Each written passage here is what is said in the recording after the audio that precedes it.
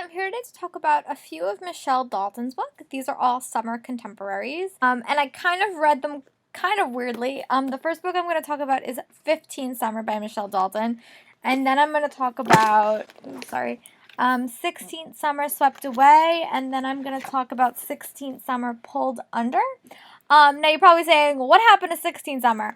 Sorry, I totally did not buy that book. I thought that this was the trilogy, but it's not. So I'm still waiting for that one book. It might get read this summer. It might get read next summer. But overall, I really, really like these books. So I'm going to talk about them individually first, and then I'm going to do kind of my overall thoughts about them all together. Because they kind of did become very, very formulaic. But they were really good. I gave them all like 3.5 stars. They were just super fun, super fast reads.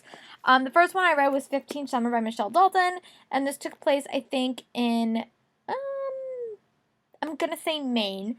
And it follows Chelsea and Ben, and Chelsea returns to her grandmother's house after her grandmother dies, and she is dealing with that, and she winds up falling for this very, very cute book clerk, which Chelsea loves books, and Ben's family owns the bookstore, and I love that setting. I think that setting was great, and as a book lover myself, just knowing a bookstore was at the heart of this novel made me want to read it even faster, and it was just so, so cute. I really loved Ben and Chelsea's love story, and it was just great.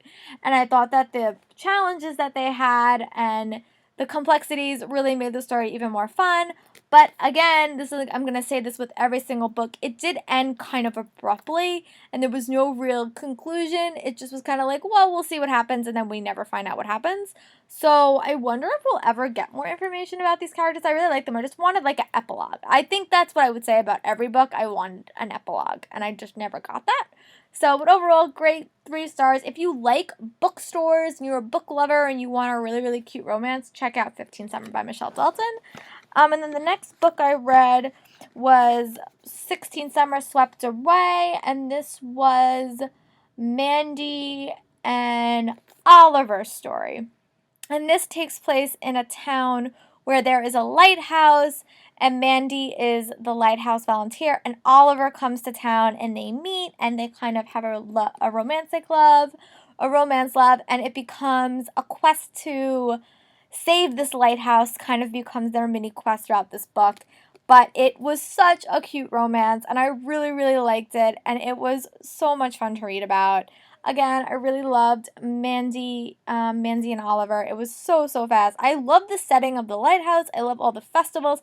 Kind of reminded me a little bit of Gilmore Girls, the small town that all these books take place in. They were all very, very different, but they all had elements of Stars Hollow, so I think that's why I love them so much. But yeah, this was so, so cute, and I really hope to read these again next summer, just because they were really, really cute beach reads. If you're looking for a good beach read, pick up these books. They were so much fun to read. And then the last one that I read was Pulled Under by Michelle Dalton, and this follows Izzy and Ben. And Izzy works at like a surf shop, and she's like she wants to be like a professional surfer. And Ben comes in and kind of pushes her out of her comfort zone. And it is a really, really cute romance surrounded by water and surfing and a surf shop. And there's also a saving element to this story as well that occurs. And it is just so, so cute. And I really loved it. I think my favorite romance might be this one, but I like them all. They were all really, really great. But my favorite setting and my favorite one was definitely this one. So I think this was probably my favorite book overall. I really, really like the characters. I love the setting. I love the romance. But they were all good. My overall thoughts about her writing is they are very, very formulaic. And I like how the books are all broken up. They're broken up into months. So there's no like chapters in between. 15 Summer might have a few chapters, but it's literally just a 3-part book. June, July, and August. Which I thought was really, really cool. And it just very, very formulaic, but I just wanted all the books to have a more complete ending. Like, I wanted to know, like, I just wanted more information, and they were all really, really short. I think the most is, like, 300 pages, so they're really, really short books. They're just really, really quick and easy reads, so if you're looking for a great summer contemporary with sometimes a little bit of, like, we against the world, I would pick up one of these. I think that you'd really like them. If you read them, comment below. Let me know your thoughts. I'm still missing one, so you guys might get to see that review in a few more weeks. But I'll talk to you guys later. Like all my stuff, like and comment below. I'll talk to you guys later. Bye.